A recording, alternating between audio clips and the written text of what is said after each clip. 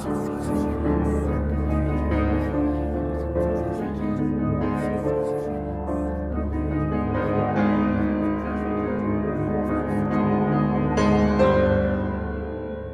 is the Weeping Monk?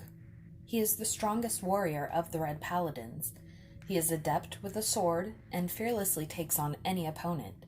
Father Carden, the leader of the Red Paladins, praises and values his skills as a fighter above all of his other soldiers. Where does his strength and ferocity come from? What are the strange markings around his eyes? Why does he alone wear dark gray robes while the other paladins wear red? Let's explore this mysterious character and learn about his dark secrets. We first meet the Weeping Monk back in Duden during the Paladin attack. When young Squirrel flees the village, he runs to his Uncle Kip's house, where several strong men from the village were gathering, making plans to fight back. Squirrel had brought his father's sword with him, though, being only 8 years old, he was far too small to use it. The other men had sickles and crude weapons, and the group of 8 were met by the lone Weeping Monk. On instinct, Squirrel lifted his sword, but his mind was blank. A terrible buzzing filled his ears. His tongue went cat dry.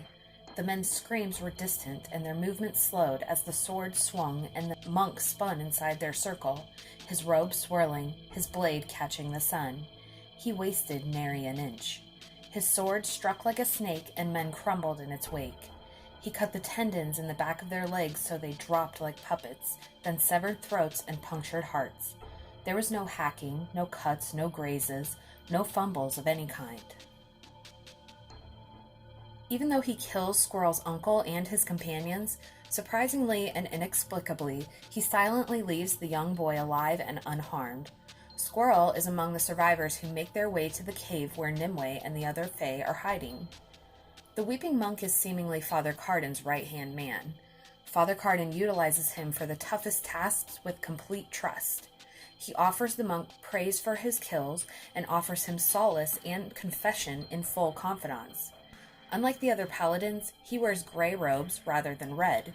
He also has strange ash-gray markings around his eyes, resembling weeping eyes, thus giving him his nickname.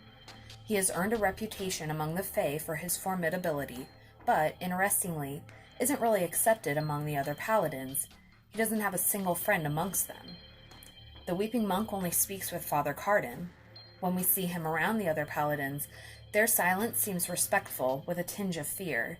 He doesn't even mingle with the Trinity Guard, who are the legion of the strongest soldiers of the church.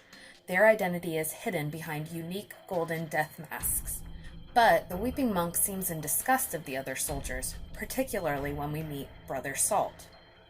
Brother Salt is an interrogator, and he works from his kitchen. He has a leather bundle with his kitchen tools, God's fingers, each named for one of God's archangels. St. Michael was as long as his arm with a corkscrew end, and it burned white hot with God's light when put in the fire. The smells of the kitchen wafted through the camp, the scent of burned flesh. At one point, the Weeping Monk captures a tusk father and son, scouts he had found near their camp.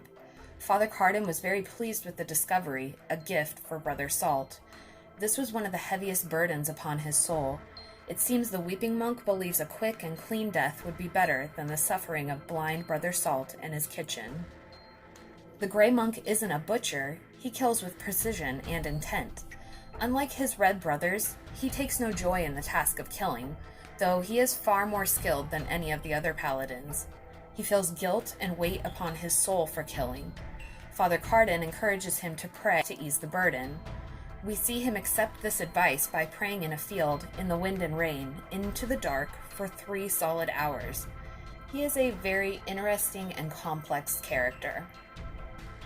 When the paladins who were bitten by the wolf-blood witch are discovered in the woods, it is the Weeping Monk who tells Father Carden that a soldier saw a small girl leaving the temple with a bundle, obviously Nimue and the sword. The burns and wounds on the dead paladins bear a unique marking, a branch with 3 stems. Father Carden immediately recognizes it as the mark of the Devil's Tooth, the ancient sword of power. Carden stood up, shaken. We have fleshed out the ancient weapon of our enemy, The sword of power has been found and is in the possession of one of the devil's children.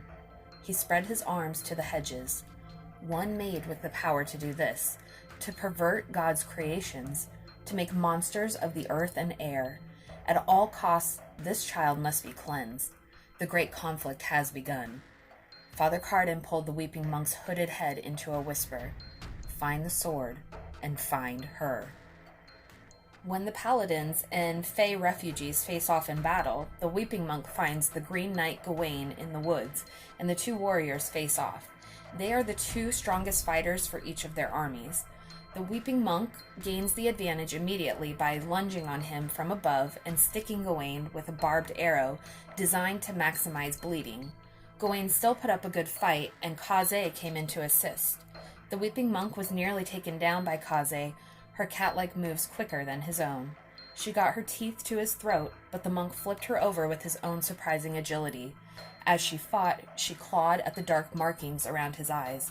The monk threw her body over the rocks and stabbed her in the back. Gawain and the gray monk fought on until Gawain noticed something. In addition to the markings around his eyes, the monk's skin blended with their surroundings. The weeping monk's hand, its texture and color, was entirely invisible against the moss.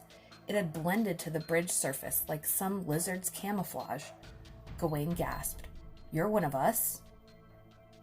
Enraged, the weeping monk beat Gawain into submission, informing him the Paladins wanted him alive.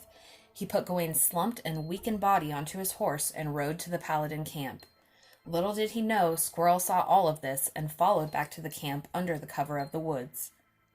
Along the ride, Gawain weakly wakes up and identifies the weeping monk's clan as Ashfolk, but they have been gone from the land for centuries. The monk takes sharp offense to this, and Gawain tempts him to kill him, but the orders of Father Carden are to bring this knight in for cleansing. At the Paladin camp, Father Carden was very pleased by the gift of the Green Knight. Gawain is sent to Brother Salt for questioning, which of course makes the monk very nervous. The weeping monk is introduced to Abbot Wicklow, who has been sent by the church to observe Father Carden and his Red Paladins. They have heard reports of the failure in the glade, resulting in the deaths of several paladins. They know of the Wolfblood Witch and the Devil's Tooth, and have come to ensure the church wins this fight. He has also heard of the Grey Monk, his unnatural fighting abilities, and the strange markings around his eyes. The church is watching them, and Father Carden takes this out on his closest soldier.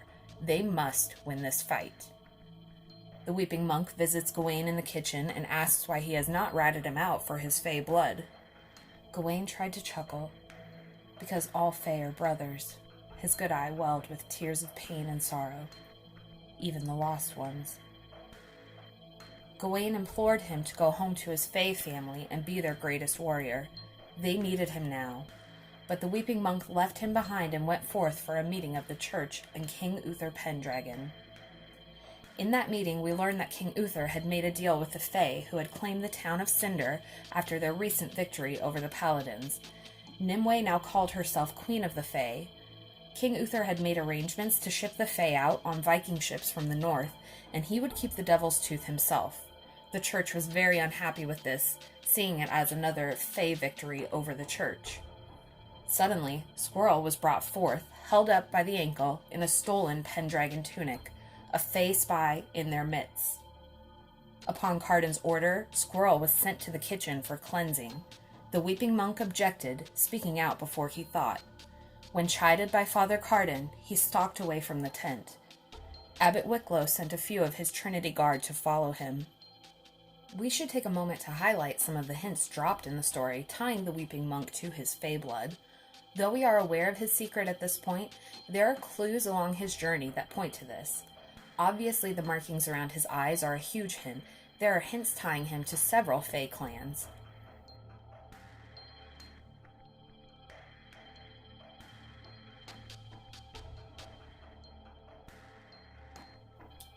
There is also symbolism connecting the weeping monk to a couple of biblical characters, which is not surprising, given the religious overtone of this story and the inner conflicts the monk experiences. One of God's archangels, Samael, has been portrayed in several lights, depending on varying religions. He is a deliverer of religious justice, the severity of God. Not necessarily evil, but his acts are regarded as necessary and result in the greater good, much like cleansing sinners. He is also portrayed as a fallen angel. He is issued grim duties and has been called the angel of death. He is even sometimes associated with Satan. Father Cardin calls the weeping monk God's flaming sword, God's cleansing blade, and the sword of avenging light, illuminating the similarities between these dark warriors. There's a serpent in my stomach. It twists and writhes. It's poisoning me. Does it speak to you? The monk nodded. And what does it say? I fear to give it a voice. You have nothing to fear from me, my son. You are the sword of avenging light in pitched battle with the Lord of Darkness. Did you think you could escape his touch, his corruption? The beast does not tear flesh, it tears souls. The monk shuddered as he fought off a wave of emotion. Father Cardin's voice was soft. Speak this poison and expel it before it sickens you further. It tells me I am the dark angel. You can also find similarities to the prophet Jeremiah, who was called the weeping prophet, which is a quite obvious connection to the monk. As a young man, Jeremiah received a prophetic vision from God of the destruction of Jerusalem. He resisted this message, but his vision came true in 587 BC. He spent the remainder of his life serving various kings to help restore his people, who were devastated by the destruction of Jerusalem. He wrote the Book of Lamentations describing these events. With this in mind, and the reveal of his further secrets, you can begin to guess where his story might be headed. Hours later, Squirrel was in the kitchen, strapped to Gawain's old chair, cold and wet with his blood. Brother Salt and his assistants were preparing for the cleansing when the weeping monk stepped in. Salt, pleased by his presence, asked if he had come to watch. The weeping monk simply said no, cut through Brother Salt, the other paladins, and the Trinity Guard who were sent to tail him. He freed Squirrel, and the two snuck out of the tent toward his horse. They were met by Abbot Wicklow and several Trinity Guard. In his typical fashion, the gray monk ably cuts through many of the soldiers, though he is knocked down by a flail. Squirrel watches as the soldiers converge on the monk, his body slowly sinking toward the earth, when suddenly he wraps his legs around one, swings up and around, and uses the man's body as a shield. The Trinity beat him down with flails, and Squirrel covered his eyes, preparing for the worst. The monk's arm was broken, but still he fought on. His last combatant struck him in the ribs with yet another flail, but finally the monk cut him down. Squirrel ran to him, scooped him up onto a horse, and rode from the camp. Thankfully, the other soldiers were distracted, and the camp was emptying for battle in Cinder. They rode for an hour in silence across a hillside of tall pines. What? The monk tried to speak. He took several breaths, summoning the strength. What is your name? Squirrel, he answered. That. Again, the monk lost strength. He tried again. That is not a name. A squirrel is an animal. That's what they call me, Squirrel said, shrugging. What did your parents name you? I don't like that name, Squirrel protested. The weeping monk was quiet for several seconds. Squirrel wasn't sure if he was about to die or not.